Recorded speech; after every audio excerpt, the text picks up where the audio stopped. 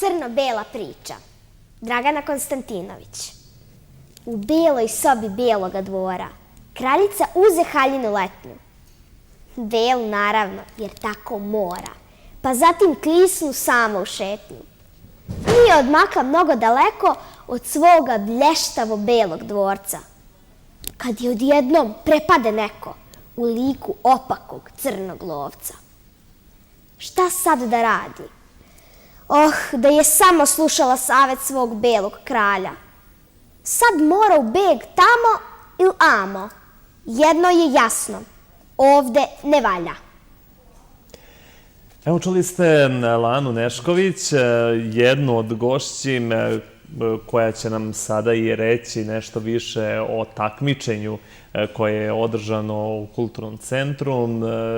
Pričat ćemo i sa Brankom Todorović, koja je bila u organizaciji ovog takmičenja, ali i sa Katarinom Tadić, takođe učesnicom ovog takmičenja, pesniče naroda mog. Dobar dan, Branka, dobrodošli. Dobar dan, bolje vas našli, hvala na pozivu. Volim kad mi dovedete ovako recitatore koji imaju dara, koji imaju talenta i što, recimo, svih ovih godina nije izumrlo ovo takmičenje, jer znamo koliko je danas decu naterati da čitaju, da lepo govore, da recituju, ali vidim da vama to polazi za rukom. Pa evo, kad već pričamo o tome, Novice, opstajemo. Hvala Bogu, opstajemo.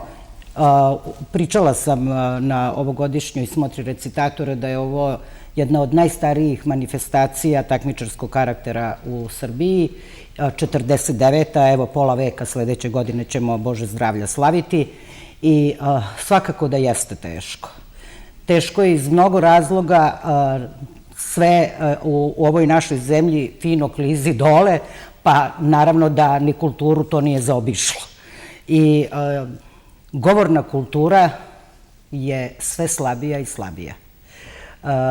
Mi smo ove godine imali negde oko 100 prijavljenih takmičara iz sve tri kategorije, iz najmlađeg, srednjeg i srednjoškolskog uzrasta. I naravno, kako to i biva, najmlađi su i najzainteresovaniji. Njih je bilo 52, a u ova dva uzrasta ih je bilo manje, znači od 50. I tako kako oni rastu, tako i interesovanje splašnjava. To je ono što nije dobro i što mi treba da radimo na tome. Od ovih 52 najmlađih takmičara mi smo ove godine mogli da vidimo koliko je opao kvalitet. Govorna kultura je doživela veliku krizu. Deca imaju velike probleme sa dikcijom, znači krajnje su neartikulisana, o doživljaju, emociji, da ne pričam. Dakle, problem je evidentan. Srednji uzrast uvek nekako je i najkvalitetniji. To je ono kad su oni tog uzrasta gde su deca, a nisu deca. I oni nekako najbolje i osjećaju i doživljavaju pesme i vole. Srednji uzrast je i ove godine bio, jednostavno se izdvojio kao najkvalitetniji, dok sa srednjoškolcima imamo problem da su malobrojni. Mi smo ove godine imali samo prijavljenih, verovali ili ne, 18 takmičara iz toliko, znači, srednjih škola. I to je bilo tužno. I nismo čak, pošto svake godine po 10 takmičara iz svake kategorije ulazi u finale, mi ove godine nismo mogli da napravimo izbor u kvalitetu i samo je 6 srednjoškolaca ušlo u finale.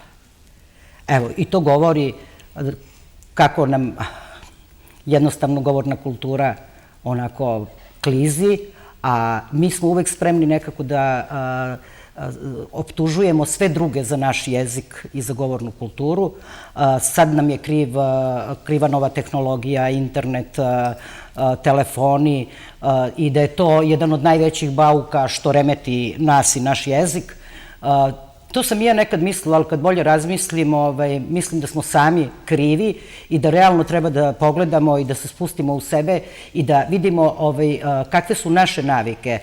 Nova tehnologija je u vremenu u kom i treba da bude i ona naravno da služi svojoj svrsi i mi ne možemo ni da zamislimo život bez te moderne tehnologije ako znamo da je koristimo, ali treba da se oslobodimo loših navika. Nekada smo mislili da tamo neki strani element uništava naš jezik, a ne shvatamo da ga uništavamo mi sami. Znači, samo treba da se malo više pozabavimo svojim jezikom, da više razgovaramo, jer evo, i engleske reči i sve to mi koristimo u svom jeziku. U redu je sve to, ali ne moramo da ga koristimo na našem prostoru. Mi imamo toliko divne reči da ne moramo da govorimo in, cool i tome slično. Znači, sve je in i cool sem nas samih. Tako da, mislim da tu treba da dođe... Mi smo okej. Mi smo okej. Ali Danica koja je toliko godina prisutna i u kulturnom centru i na ovom takmičenju, to je Katarina. Jeste. I to je za pohvalu. Jeste. Srednjoškolac. Tako je, meni je ovo poslednja godina da imam priliku da se takmičim, jer sam 4. godina gimnazije. Takmičim se, evo, 12. godina od 1. razreda osnovne. Ovo mi je 5. godina uzastopno kako sam obezbedila sebi plasman na okružno takmičenje, tako da, eto, spremamo se. I možda u ovom trenutku da uputiš poruku da ništa nije strašno, ne boli ništa, za sve one koji se interesuju za lepu reč, koji su nadareni da recituju, da sledeće godine kada se bude obeležavao taj jubilej 50 godina, da se prijave i skupe malo hrabrosti. Treba u što većem broju da se prijavljuju dečica. Mene jako raduje, iako je Branka rekla da je moj uzrast možda bio i najgori, ali meni je stvarno mnogo olakšavajuća okolnost to što je u najmlađem uzrastu čak njih 50 bilo. To kada sam se ja takmičila, da ne kažem u moje vreme, nije bilo tako, bilo nas je znatno manje i eto, to je stvarno ohrabrujuće. Tako da bih pozvala da sledeće godine bude što više i da nasledi neko i nas koji smo dugogodišnji takmičari. Lana je koji razred? Ja sam 5. razred. 5. razred. Da li si se do sada takmičila? Da, meni je ovo 5. put. 5. put, znači od 1. razreda ti si krenula kaćenim stopama. Svake godine učestvuješ na takmičenju. Da. Kakvi su rezultati bili do sada? Pa, sjajni, ja sam već 4. put, odnosno, otišla... 4 puta išla na okružno takmičenje. Da, 4. put sam se plasirala na okružno i veoma sam zadovoljna. Ja volim to da radim, to mi nekako usrećuje prijam. Jednostavno, ne plašim se i tamo srećna sam kad izađem, nekako, eto, prijavni. Koliko ti je potrebno vremena za pripremu neke pesme? Koliko si se pripremala za ovu crno-belu pesmu, tako se sve? Crno-bela priča. Pa, koliko sam, ne znam, ne gledam. 3 nedelje. Tako. Pa, tako. 3 nedelje. 3 nedelje. Dobro. Branka, oni i pre takmičenja mogu da vas kontaktiraju, da stupe u kontakt sa vama, da se dogovorite oko načina tog i scenskog nastupa i lepog govora, šta treba naglasiti, gde treba obratiti pažnju. Vi ste uvek raspoloženi da izađete talentovanoj deci u susret. Jednostavno, ne postoji dete iz bilo koje škole, svako ko poželi da uči da recituje, moja vrata su uvek otvorena. I ja sa decom stvarno nijedno dete nisam vratila, za svako dete sam našla vremena, ali ono što moram da naglasim, kada reče malo pre Katarina, baš sam je slušala, divno je, u njeno vreme nije bilo toliki broj malih učesnika, a ove godine je to bilo masovnije. Ali to je bio kvantitet. Dakle, treba raditi sa decom. Svi mi treba da radimo. Ja nisam ove godine nijedno dete iz najmlađeg uzrasta nije mi pokucalo na vrata, tako da nijedno dete iz najmlađeg uzrasta nisam spremala. Ali ja kažem da sam uvek raspoložena. Uvek sam raspoložena da primim dete, da učimo, da zajedno radimo i radionice, da vidite kako su oni kritični kada mi radimo analizu jedne pesme, koliko su kritični i koliko primećuju greške drugih, svoje najteže ispravljaju, naravno, i onda je to divno slušati koliko su oni kritični između sebe i koliko uočavaju, znači, greške u izgovoru, u dikciji, u akcentu, pa kada radimo opkoračenje, imaju problem sa disanjem, što je veoma bitno, ne znaju pravilno da dišu, a od svega sve nekako to i možemo da dovedemo u neki nivo da to ima umetničku vrednost. Najteže im je danas emociju da izraze. Mislim da su to porođajne muke. Tako da mislim da na tome da su deca negde sabila svoje emocije, da se teško otvaraju, ali kad to postignemo, šta je potrebno kod jedne pesme? Stvarno ljudi ne veruju, ali jednu pesmu treba spremati sigurno 1 mesec.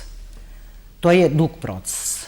Dok dete ne usvoji da je govori prirodno, najprirodnije, ali da mu i izraz i glas budu u harmoniji. I to se prepozna kada dete iz sebe izgovori pesmu koja je izašla iz njega, jer on je autor, recitator je autor te pesme u tom trenutku, a ne onaj pesnik koji ju je napisao. Jer mi je oblikujemo onako kako je osjećamo. Tako da i samo još nešto da kažem, da je izbor pesama vrlo bitan.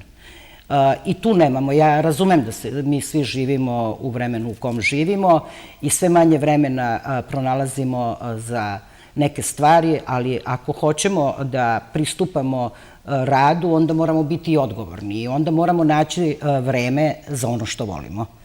I ako bismo tako svi razmišljali, onda možemo lako da dođemo do svih rezultata i ja verujem da mi nećemo posustati i da će ova manifestacija i tekako živeti. Naravno, sve u životu ima svoju krizu, uspone i padove, tako da mi se ne predajemo i nastavljamo u istom duhu. Ja bih dodala da se kod Branke spremam od 3. razreda osnovne, a 2 godine pre toga ne spremala sam se sama.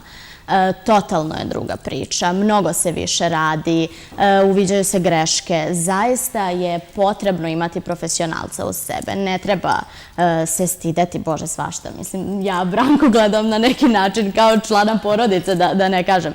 Znači, stvarno je potrebno raditi. Branka i ja smo radile mnoge projekte, recitale, to je stvarno ozbiljna priča i mnogo znači kada se ti neki strahovi, recimo, prevaziđu od javnosti ili od publike, recimo i kad je odgovaranje u školi u pitanju, stvarno je mnogo lakše i sva deca koja prepoznaju u sebi taj vid talenta za recitovanje, glumu, bilo šta, predlažem im da pokušaju, ne boli ništa kao što ste rekli. Tako da stvarno...